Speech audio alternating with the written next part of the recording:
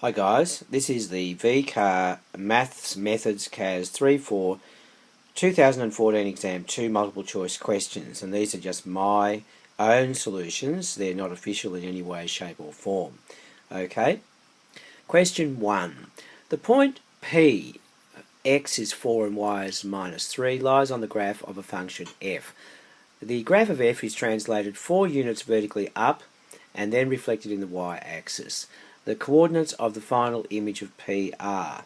Alright, now I'm calling this translation or transformation 1 and this is transformation 2. Okay, so all we need to do is map that point via those transformations to see where it goes to. So from transformation 1 it's translated 4 units vertically up, which means this little beastie here goes to there. The x stays the same. Now, from the second transformation reflected in the y-axis, you tell me, what is it going to do? Yes, sirree, it's going to go to minus 4 in the x, because remember the y is the mirror. Okay, so whatever was to the right of the mirror goes to the left of the mirror, if you know what I mean, and the y stays exactly the same. So I'm looking for that option in the list of options, and it's option A. Hooray for option A. Question 2. The linear function f such that d goes to its equivalent r mapping and f of x is 4 minus x has a range of minus 2 including minus 2 to 6 not included. The domain of the function is, okay, so the domain, we've got to find this. That shouldn't be too hard, I wouldn't think. So if 4 minus x is minus 2, therefore x equals 6, and that is included. Okay, that is included.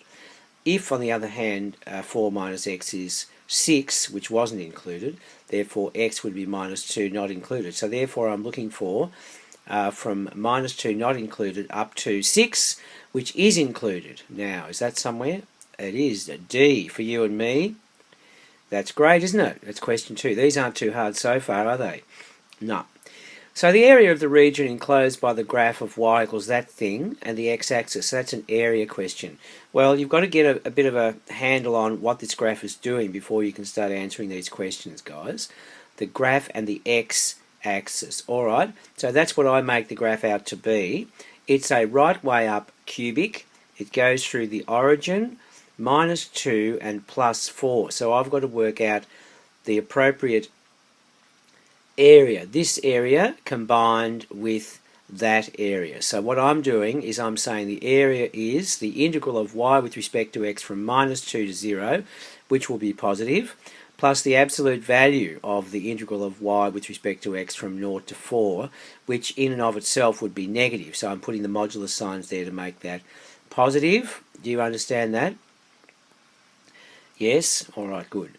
And if you do it on the calculator, to save yourself a bit of grief, you just get 148 over 3, and that's D. Yes? Very good. Question 4. We've got a function here with domain R such that the gradient when x equals 5 is 0. That's a stationary point. And the gradient is negative other than that. So at x equals 5, the graph of x has a any of those options. Well, I think we just need to draw a little graph here to get ourselves a bit visually orientated. So I say that is a stationary point of inflection, wouldn't you? So I'd say it's E for you and me. Great. Question 5. The random variable x, here we go, normal distribution question. Mean of 12, standard deviation of 0.5. If z has the standard normal distribution, then the probability that x is less than 11.5 is equal to. Come on guys, we need a picture, so let's do one. There's our x distribution, and we've got the standard deviation of 0.5, and that is the situation I think they have represented to us. They're saying the probability that x is less than 11.5, which I've shaded in blue, alright, is equal to, now here comes Mr. Z, there we are, now, is equal to, alright, that would be the same as this right-hand tail shaded region here, which would be the region which is to the right of 1, okay? Because the standard normal has a standard deviation of 1, okay guys? So is that anywhere? Let's see now. So the probability that x is less than 11.5 is the same as the probability that z is greater than 1. That's C, isn't it? Yes, great. No problem so far. Question 6. We've got another function here such that D mapping to R has that rule there. We'll have an inverse function 4. Well, for those questions like that, guys, you've just got to find where the stationary points are, because you need the thing to be 1 to 1 in order for it to have an inverse. So that's what I'd be doing. We need it to be 1 to 1. Use CAS to find the stationary points, and that's what I've done there. I've put the function in as f1 of x, and then I've said solve for the derivative of f1 of x equals 0 for x, and I got that. So they are the values of x at the stationary points, minus 4 and plus 7. So now what can we make of all this? That looks pretty good, doesn't it? That looks pretty good. From 7 to infinity would be 1 to 1, wouldn't it? Yes, B for you and me. Fills us with glee. Okay, question 7. The rule of the function whose graph above is... Well, we've got to analyse this graph. It's an upside down absolute value function, linear function, but it's upside down. The gradient, yes, I worked out the gradient. The gradient is plus or minus 3 over 2. And it's an upside down y equals mod x kind of function, but it's been shifted 2 units to the left and 3 units up. So, I would say, what does that get us, guys? What does that get us? It gets us minus, that's the upside down bit, minus, that's the gradient, 3 over 2. That's the shift to the left by 2 units, and that's the shift upwards by 3 units. And is that anywhere? I think it is. It's E. All right, Mr. E. Very excellent. Question 8. Nice, easy one. This one, nice, easy one. So let's just go for that. Now, the integral is equal to, let's split them up into separate integrals, and it makes it a lot easier, guys. You can see it already, can't you? Yes, it's going to be 5x integrated between 1 and 4 minus 2 times the actual value that they gave us for the integral up here. Okay, so that's going to be 2 times 6, which is 12. So the whole thing works out to be 20 minus 5 minus 12, which gets us 3, I think. Yes, and that's option A. Hooray for option A. Marvellous. Question 9. Okay, the inverse function of a function such that all positive reals map to their y equivalents, where the function is that thing, is... Well, that seems pretty straightforward as well. The first thing I always do is work out the range of the original, because that's going to be the domain of the inverse. So the range of this thing, if you think about this, x can only be positive. So therefore, you have to have 4 plus a little bit if x is very, very large, plus a very large amount if x is nearing 0 from the right-hand side. Okay, so it's going to be from 4, not including 4, up to infinity. Alright, that's the range, so that's the domain of the inverse. So if you look up and down at the options, this is looking like the only one that's available. So let's just confirm that by quickly working out the inverse. It's probably worth our time. So if y is 1 over root x plus 4, let's swap x and y. Therefore the inverse would be that. Solving for y, solving there. Now we've just got to make y the subject. Therefore y would be, yes, exactly, it is option A. No problem. Option A today, hooray. Excellento. Question 10.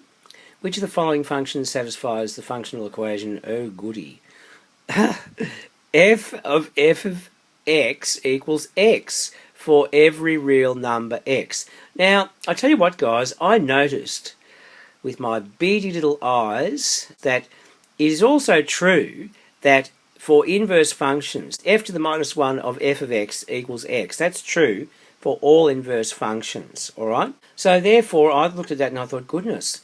So this probably means in this instance that if f of x equals x, it probably means that the f to the minus 1 of x equals f of x. In other words, the inverse equals the original function. Which, if that's the case, guys, the original function would have to be completely symmetrical about the line y equals x, because then when you flip-flop over the line y equals x, you don't change anything. You just basically overlay what's already there. if you know what I'm trying to say. I'll show you anyway. Look, this is true for E. See, look at that. If you've got the line y equals x, there's the line y equals minus x plus 2 or 2 minus x. You see, it's completely symmetrical about the line y equals x, so that if you do the inverse, you're going to get the same line. That's what I'm saying. Yeah? Well, but we better just confirm that in case we're getting too smart for our britches. Yes, that is symmetrical about the line y equals x, so I'm going to check anyway. F of x would be 2 minus f of x, not 2 minus x. And if we just plug in what f of x is, which is 2 minus x, we'll get that. And it comes out exactly. Beautiful. So it is, in fact, as I suspected. It is number E for you and me. Okay? Great show. Question 11. A bag contains 5 red marbles and 4 blue marbles.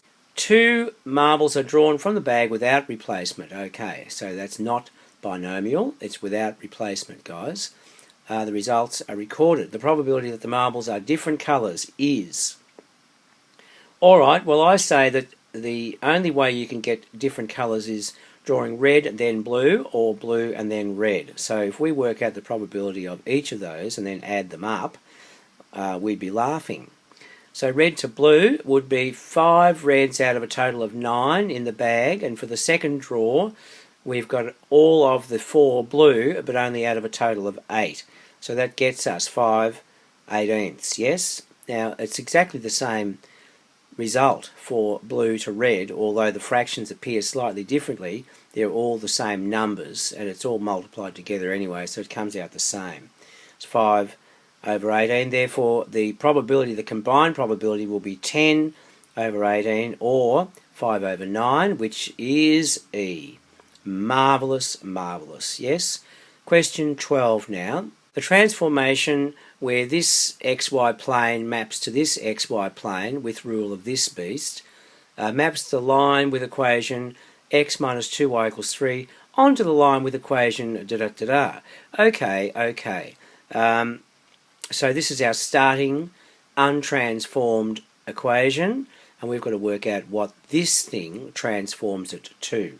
Alright? Well, this is what I do. I say x prime, that's decoding this matrix stuff.